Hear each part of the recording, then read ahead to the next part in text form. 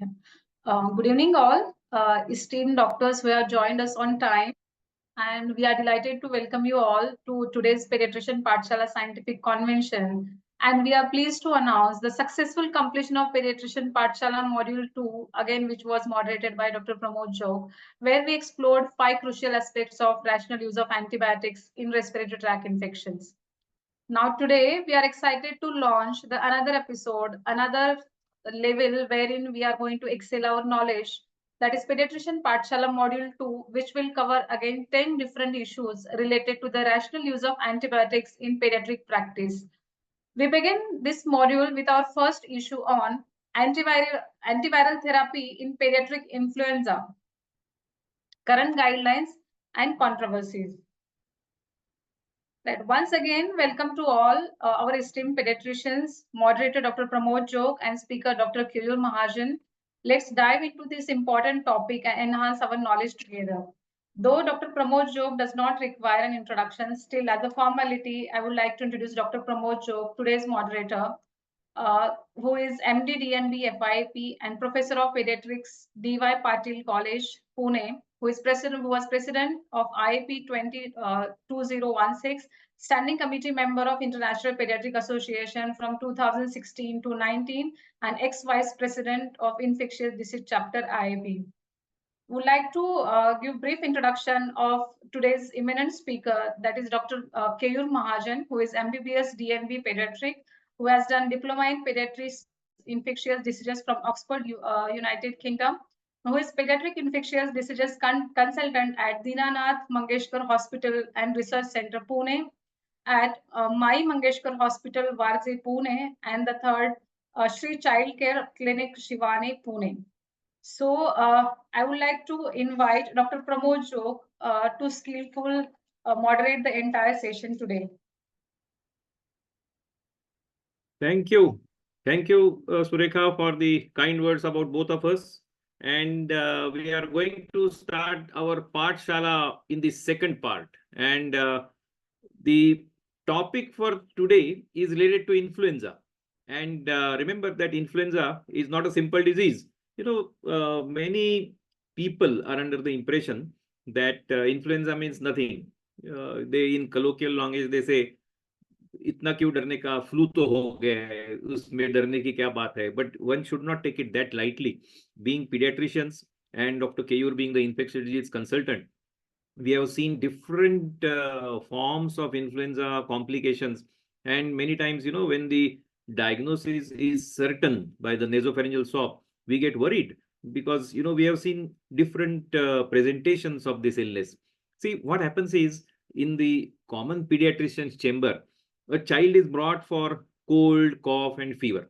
Now, in the initial 1 or 2 days, maybe, we say it is viral, antibiotics are not required. Maybe up to 3 days, 4 days, the child will be all right.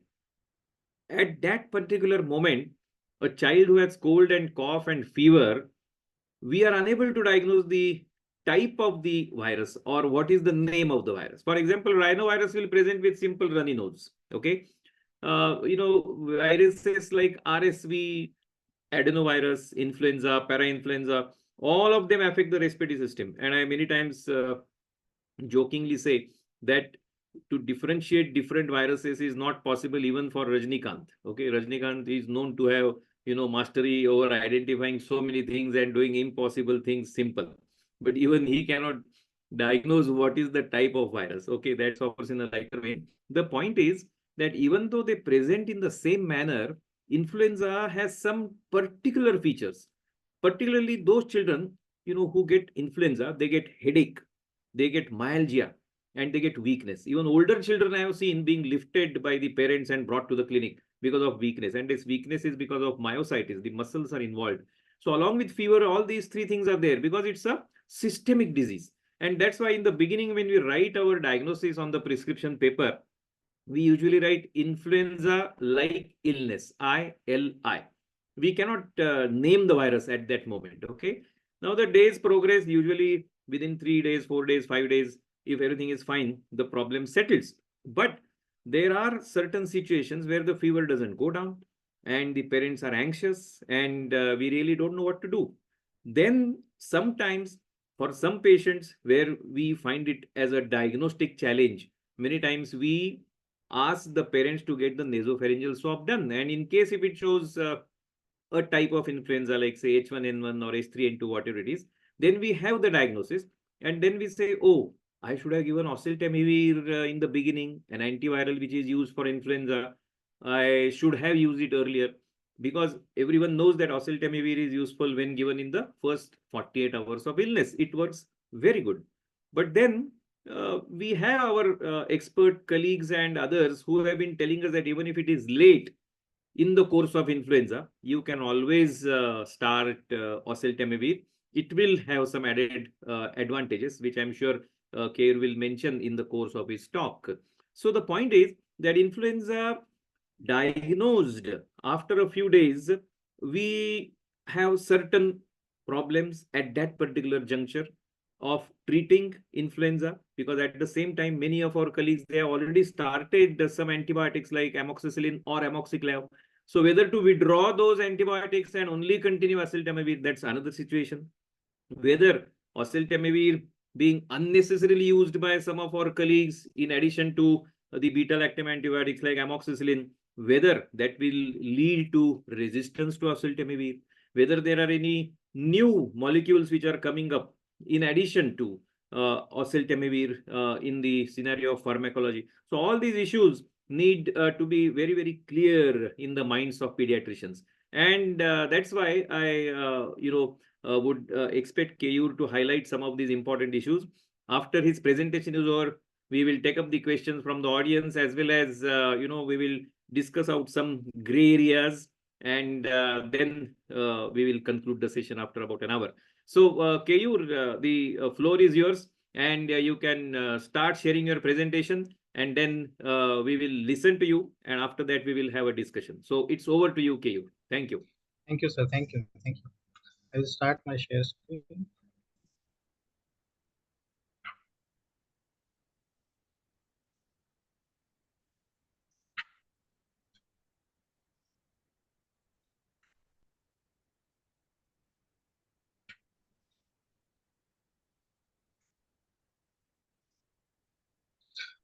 Okay, is my screen visible? Yeah, the presentation is not yet seen, but you may share it. As of now, the screen is blank. Yeah, now it can be seen. So you can make it full screen so that, yeah, that's fine. Okay. So thank you, sir. And thank you for giving me this opportunity. Today we have a topic of antiviral therapy in pediatric influenza, current guidelines and controversies. There are 4 types of influenza viruses, as we know: A, B, C, and D. Influenza A and B viruses circulate and cause seasonal epidemics of disease. Influenza A viruses are further classified into subtypes according to the combination of the proteins on the surface of the virus. These are 16 subtypes of hemagglutinins, surface proteins, and 9 serotypes of neuraminidase. So hemagglutinins are labeled according to H123, and neuraminidase are labeled according to N123. So this is like a name, like my name is Keyur Mahanjan. This is the name of that virus. It is the method of labeling that virus. The human influenza virus subtypes contains mainly H1 and H3 and rarely H2. It does not exist in circulation, but it exists rarely, and N1 and N2 surface proteins. So the currently circulating viruses in humans are subtype A, H1N1, and A, H3N2 influenza viruses. The A, H1N1 is also written as A, H1N1 PDM09, as it caused the pandemic in 2009 and replaced the previous A, H1N1 virus, which had circulated prior to 2009. Only influenza type A viruses are known to have caused pandemics, not influenza type B. Influenza type B viruses are not classified into subtypes, but can be broken down into lineages. Influenza B viruses belong to either B Yamagata lineage or B Victoria lineage. Influenza C virus is detected less frequently and usually causes mild infections, thus does not represent public health importance. And influenza D virus primarily affect the cattle and not known to infect or cause illness in humans. So just going to the basics, like it is a zoonotic virus causing infection in animals such as humans, horses, seals, birds such as fowls, ducks, chickens, and reassorting with each other. So transmission is a droplet infection and fomites. Incubation is 1 to 7 days, and communicability is from day 1 before to day 7 after the onset of symptoms. And children may spread the virus for a longer period. Now, straightway we are going to the what are the current guidelines for management of influenza. Now we will go according to the guidelines of Government of India and Indian Academy of Pediatrics. All the guidelines say that all individuals seeking consultations for flu-like symptoms should be screened at healthcare facilities, both government and private, or examined by doctor and categorized into A, B, and C in order to prevent and contain outbreak of influenza. The following guidelines for screening, testing, and isolation are to be followed. So what is category A? Patients with mild fever plus cough and sore throat with or without body ache, headache, diarrhea, vomiting will be categorized as category A. As we know that influenza is a viral infection, it may affect more than one mucosal sites. So we may have a presentation of fever with throat pain and sore throat along with GI affection also like diarrhea and vomiting. They do not require oseltamivir. Category A patients do not require oseltamivir, should be treated for the symptoms with bed rest, plenty of fluids, paracetamol for fever. But the patient should be monitored for their progress and they should be reassessed at 24 to 48 hours by the doctor with close monitoring of the vitals and appearance of any red flags, whether they fall into category B where they will need treatment. So if you are not giving treatment and you are thinking the child falls in category A, you should ask them to follow up next day in OPD to assess their vitals and appearance of any red flags. No testing of patient of H1N1 is required. Most of the time, the disease is not severe enough to warrant antivirals and is self-limiting.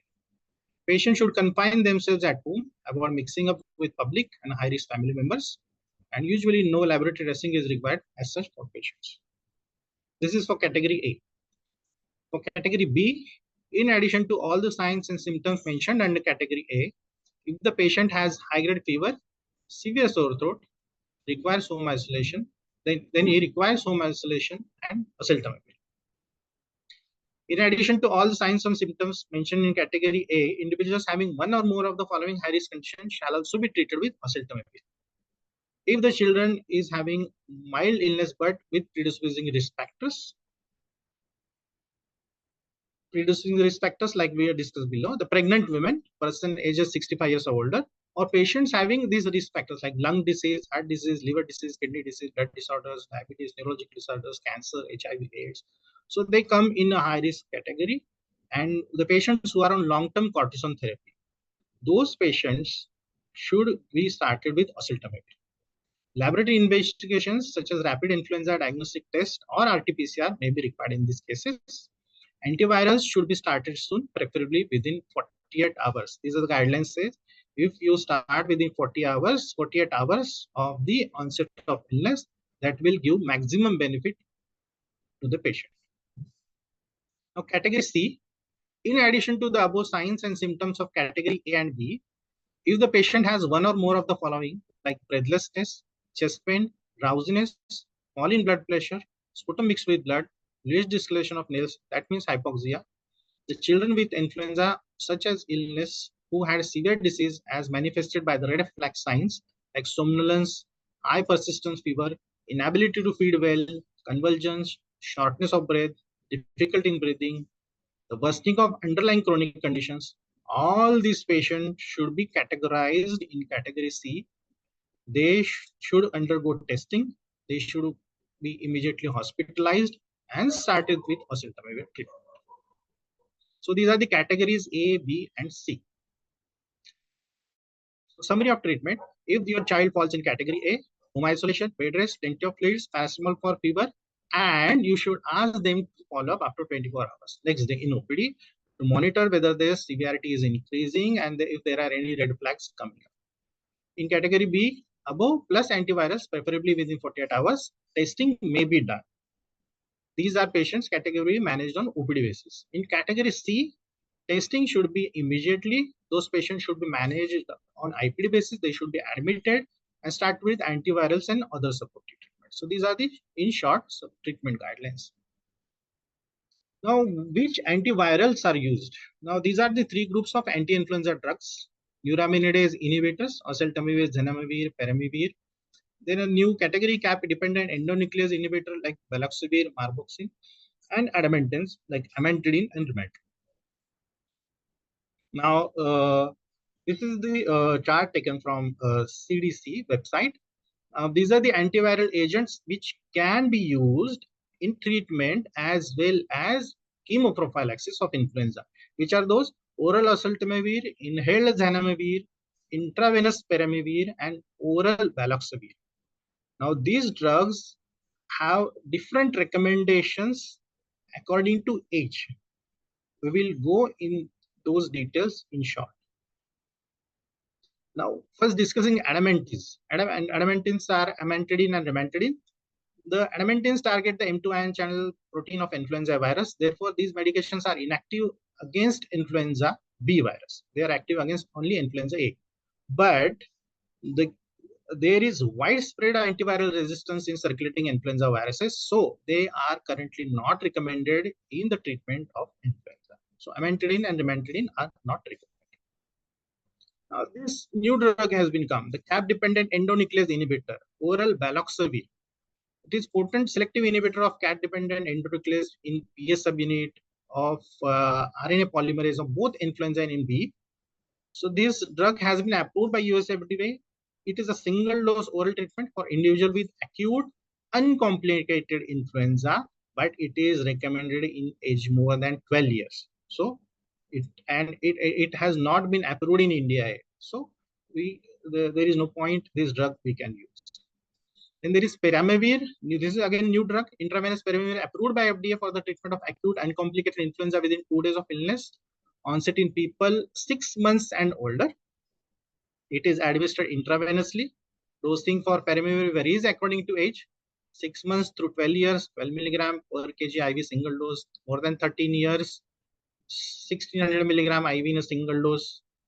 And its efficacy is based on clinical trial versus placebo, in which predominant influenza virus type, influenza type A, and very limited data is available with influenza B.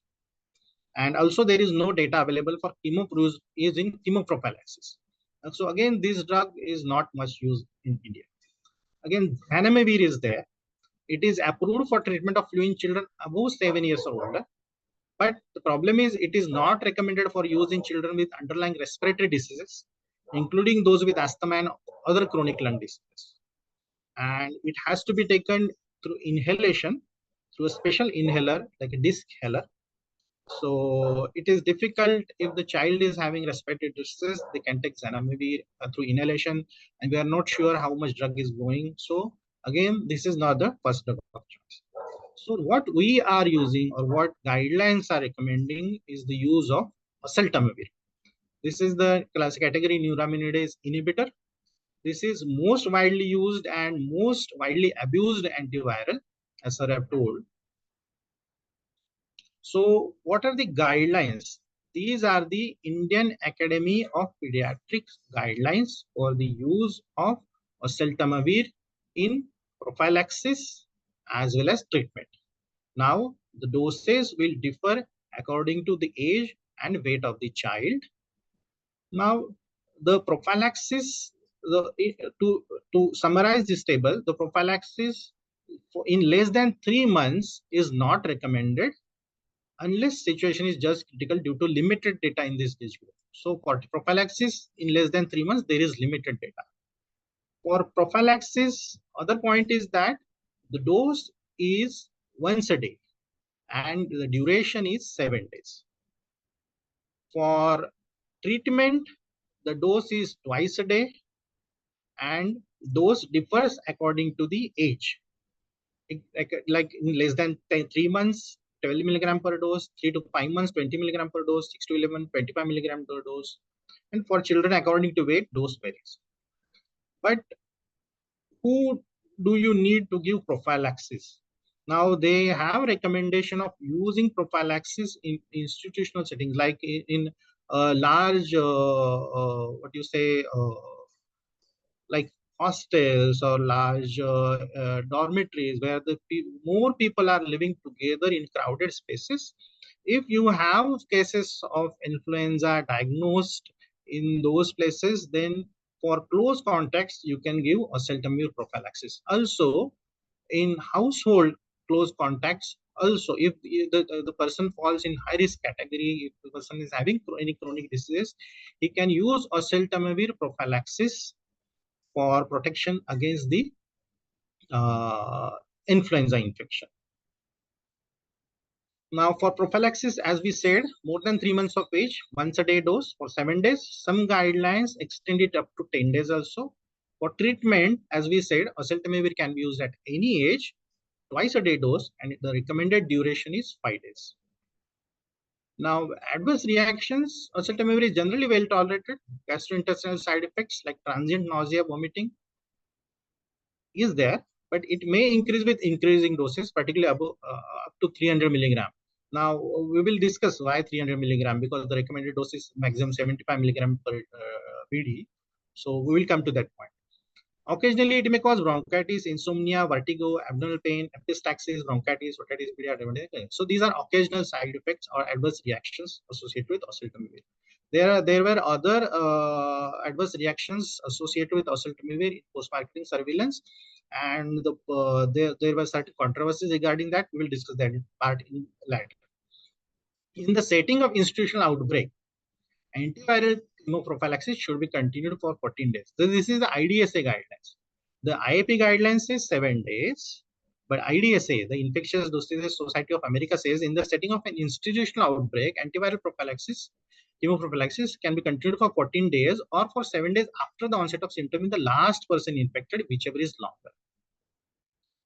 Again, as we discussed that if the antiviral treatment started within 48 hours, it gives best benefit, but IDSA and CDC, the Center for Disease Control and Infectious Disease Society of America, have clear-cut recommendations that those who onset of symptoms occurred more than 48 hours before presentation with persisting moderate to severe illness, because whenever child gets admitted for any lower respiratory tract infection in our IPD, and we suspect that this is influenza-like illness, by the day 3 or day 4, they get admitted.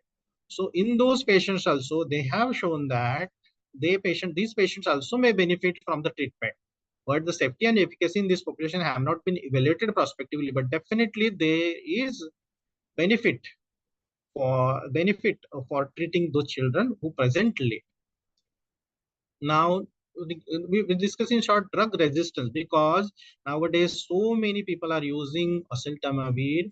So there are chances that this drug may become resistant to the circulating strains. So now at currently minimal resistance is there till oseltamivir, zanamivir and peramivir in influenza virus tested by CDC during 2022-23 influenza season. So minimal resistance is noted. However, oseltamivir resistance has been reported among children and immunocompromised patients during treatment with oseltamivir, predominantly among immunocompromised patients with influenza during 2009 pandemic. Okay, so we should use cautiously oseltamivir because there are some cases of resistance occurring in oseltamivir also. But however, as we discussed previously, near all flu A virus are resistant to M2 inhibitors. So, which is why they are not recommended. That is, as we discussed, the amantadines. So this should not be used. Now, these are the new arrivals, antivirals. These are the new antivirals which might come in future. The antiviral anti-flu medicines is a huge market or huge area of research going on right now in pharma companies. We have got zanamivir for intravenous use. Okay, presently we have zanamivir for inhalation use, but for intravenous use, the currently phase 3 trials are undergoing. We have got favipiravir for oral use. So again, the trials are undergoing, but this is actually approved, authorized in Japan since 2014 for novel strains. So this drug is being used in Japan. Then we have Lenacapavir. Okay, again, this is again authorized in Japan since 2010 for treatment and for prophylaxis from 2013. Not approved in other countries, but in Japan. So again, DAS 181. So this is again one new drug which is being discussed. Then which is being studied. Then nitazoxanide. This is oral antiparasitic agent with immunomodulatory effect and blockade of HA maturation. And the phase 2 clinical trials are completed. Phase 3 trials are including combination of nitazoxanide plus oseltamivir is undergoing. Again, will that come to point? So human heterosubtypic neutralizing monoclonal antibodies. So basically monoclonal antibodies, as we know, monoclonal antibodies were used highly during COVID era. So again, the monoclonal antibodies against influenza virus are being studied.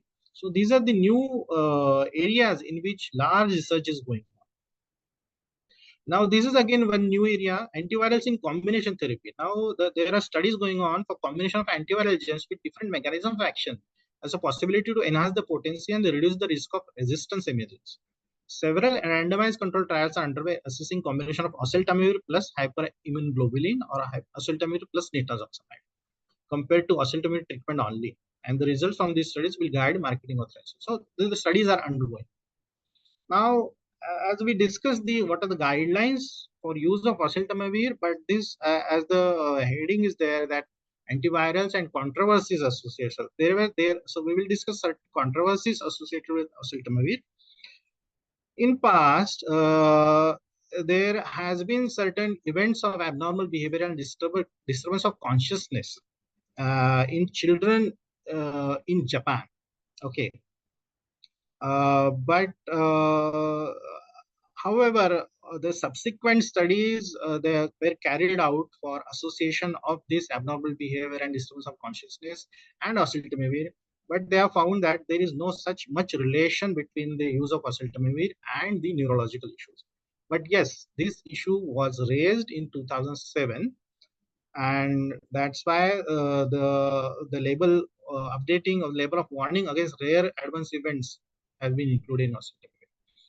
Again, there was a British experience. Then this incident happened in 2009 when a symptomatic case in local school happened, and in order to protect other children, all school children started with 7 days of oseltamivir prophylaxis to all school kids. One kid was detected, and all school kids were started with oseltamivir prophylaxis.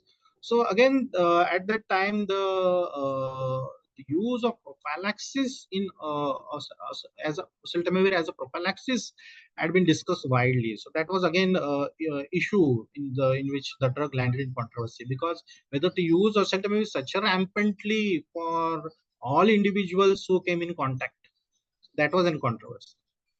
Then again, the Cochrane reviews were there. Then the Cochrane collaboration published their analysis of neuraminidase inhibitor, and different reviews came, and there were certain the questions raised on oseltamivir against the benefit of oseltamivir against the cost ratio, and the how improvement in patients the oseltamivir was found ineffective in asthmatic children. And so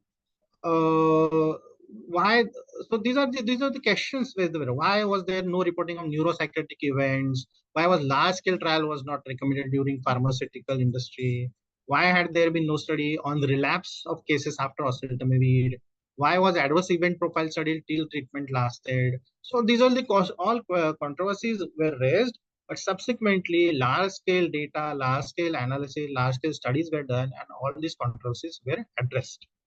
Okay, so despite all these controversies in past, and with large amount of evidences, new evidences coming up, oseltamivir is the preferred drug for treatment in standard guidelines of various countries, including CDC, IDSA, European guidelines, NICE guidelines, Government of India guidelines, Indian Academy of Pediatric guidelines. So as of now, we have oseltamivir as a a brahmastra against influenza infection, but we should use it judiciously so that resistance for oseltamivir should not rise. Now, again, certain controversies, as I told, in certain settings, benefits have been observed even if treatment started later than 48 hours, as we discussed. There was an observation study by Mutri et al. In patients hospitalized with influenza PDM09, that's pandemic strain. And this suggested that effect on mortality with treatment initiation up to 5 days. So there is definitely role of oseltamivir after 48 hours in seriously ill patients who are admitted up to 5 days of onset of symptoms. Okay.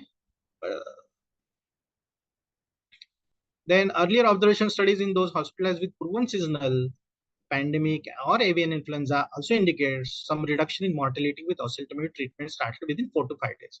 So the crux is that if you have a child who got admitted with respiratory distress, no respiratory infection, you're suspecting influenza-like illness, and even if 48 hours are passed, you can still start the anti-influenza treatment up to 5 days, and definitely it will be beneficial. Then there was certain people tried to use higher doses of oseltamivir in seriously ill ICU patients by doubling the dose.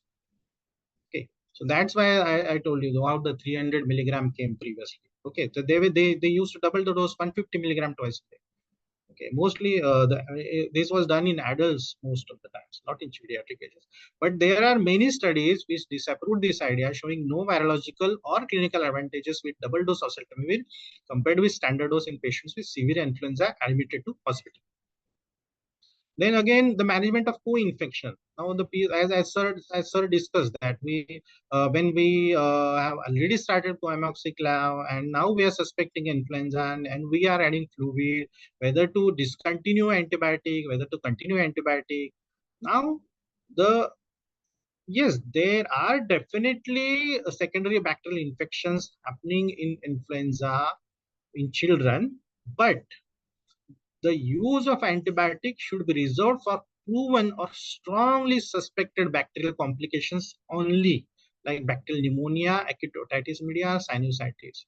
So you should be confident enough that yes, there is secondary bacterial infection associated, then only then you should start antibiotic along with the antivirals. So, but the choice of antibiotic may be guided by examination and culture of appropriate specimens. However, if the etiology of the bacterial complication remains uncertain, you can empirically start because the most common bacterial pathogens following influenza are Staph aureus, Streptococcus pneumoniae, Streptococcus pyogenes, H influenza type B, and non-typable H influenza. But the caution should be exercised before starting antibiotic, and you should be very sure that there is definitely proven or strongly suspicion of bacterial complication. Then only you should start antibiotics along with antivirals for management of co-infections. Thank you. Thank you very much. Thank you, Keyur, for giving detailed information about the antivirals in relation to influenza.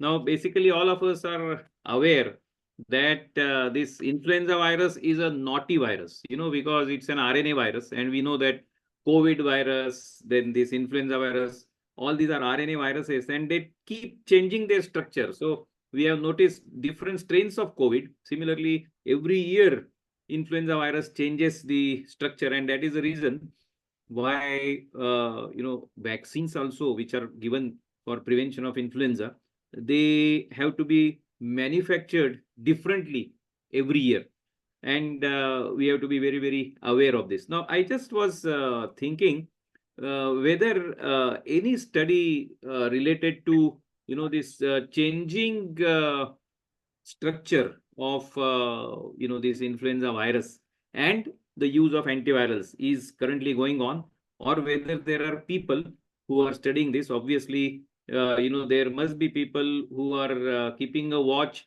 on the response to antiviral therapy. Whenever there are cases which do not respond, they continue to increase. That's a different story.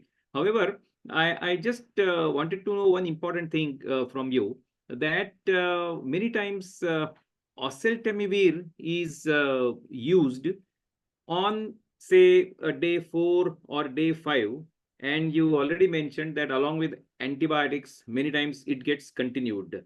So, is it that the nasopharyngeal swab, many times, the RT-PCR, which is done on the nasopharyngeal swab, is indicated in these cases so that the antibiotic abuse will be prevented. Suppose, if a child is receiving both the medications, like say amoxi or amoxiclav plus oseltamivir, then at what stage would you advocate the use of, these tests like the nasopharyngeal swab? So what is your opinion about it? So nasopharynx is a very complex and dynamic environment.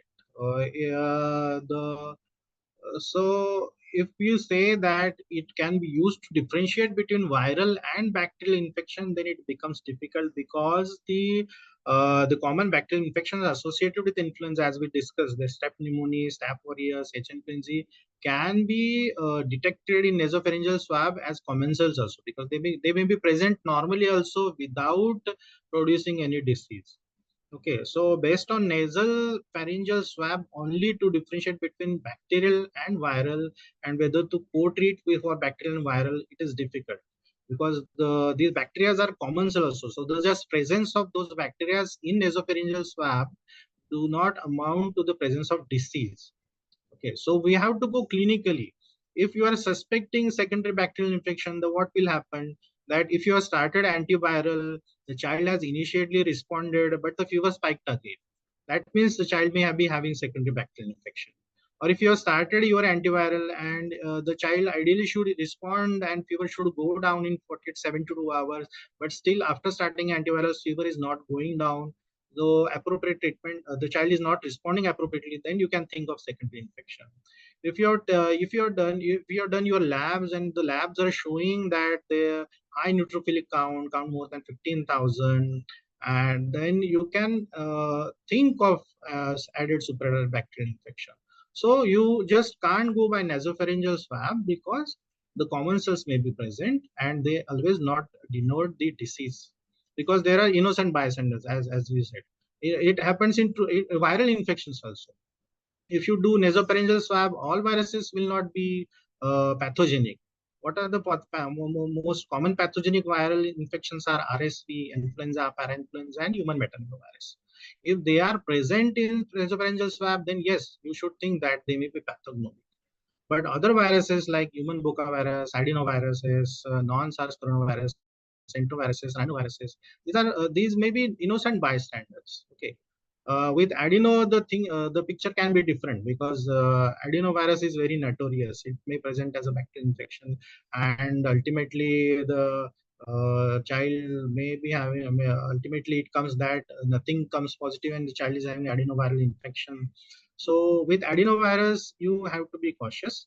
But yes, as you said, only on based on nasopharyngeal swab, you should not treat the child. I can then understand from what you're saying that clinical judgment is the supreme. Yes. So a pediatrician who is treating the child must keep a watch on day-to-day development. And as you Yes. said, when the child comes with category A, and then the pediatrician comes to know that he is, remaining at category A only, then there is no problem. So that, the same supportive therapy can continue. But if he is worsening, if the respiratory rate is increasing, if he's getting hypoxic, then of course one should be worried in the initial part. But just one important point, many of our pediatric colleagues, they have this idea that there is something like secondary bacterial infection, which is very common. This particular thought process continues in the minds of so many pediatricians, and they take this as a pretext to start antibiotics. Many times I have seen pediatricians who, admit patients for high fever. There are no clinical markers of bacterial infection at all, but simply for high fever, the child gets admitted, he is put on antibiotics, and then when the patient asks, sir, why are you putting on antibiotics? Or, then they say, no, this is viral, but it has now gone into secondary bacterial infection. Okay. So what are your clear-cut views about secondary bacterial infection in a child who has viral infection? You can elaborate into upper respiratory as well as the lower respiratory, so that once for all the audience will be clear about it. So there have been different studies which have studied that incidence of secondary bacterial infection in influenza-like illness or proven patients of influenza. Okay, now they have found that most of the secondary bacterial infections happen when the children are having low respiratory tract infections like pneumonia. If the child with influenza viral infection is having pneumonia, there are more chances that he will have secondary bacterial infection rather than upper respiratory tract infection. So if you are treating influenza like illness on OPD basis, and if you are seeing that he is having fever, headache, myalgia, all the prodromes associated with the GI involvement also, then definitely you should not use antibiotics along with antivirals, because the child is stable, you are treating an OPD basis, you can monitor him, and he has more than 2 mucosal sites are involved. So clearly child is having a viral like illness, viral picture. So definitely you should avoid the use of antibiotics thinking of that there is secondary bacterial infection, unless definitely you see there is acute otitis media, unless there is secondary complication, you see that there is sinusitis, unless and until proven and you are strongly suspecting, just for sake of starting, you should not start. Second thing, on IPD patients, on indoor patients also, they have done study. The different study quotes different percentages. There is one study which shows there is only 2% of children got secondary bacterial infection. Some studies said 11%, some studies said 36%. Okay, but all the studies said that the children who have got pneumonia along with influenza like illness, then you can think of secondary bacterial infection if the child is not responding, and it is accepted to add antibiotic along with antiviral in such patients who have admitted for the pneumonia and are being tested positive for influenza. So in those patients, you are justified to add antibiotic for secondary bacterial infection. Yeah, that's very good that you clarified these points. The most important thing that our people should, rather listeners should know, is that influenza is a disease which is transmitted by children to the adults in majority of the times. While COVID is the condition where adults transmit it to children. In both the pandemics, we have seen this. And when children spread it in the family, it's quite possible that somebody in the family is diabetic, somebody is hypertensive, somebody is old, somebody has pulmonary problems, somebody might be pregnant. So all the contacts of influenza basically are at a risk of getting influenza from the child.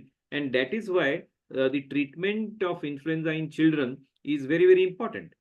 Prevention also is important. So vaccination, annual vaccination is important. And in case if there is a strong suspicion of influenza, then without waiting for the report of the nasopharyngeal swab, one should put the child on oseltamivir.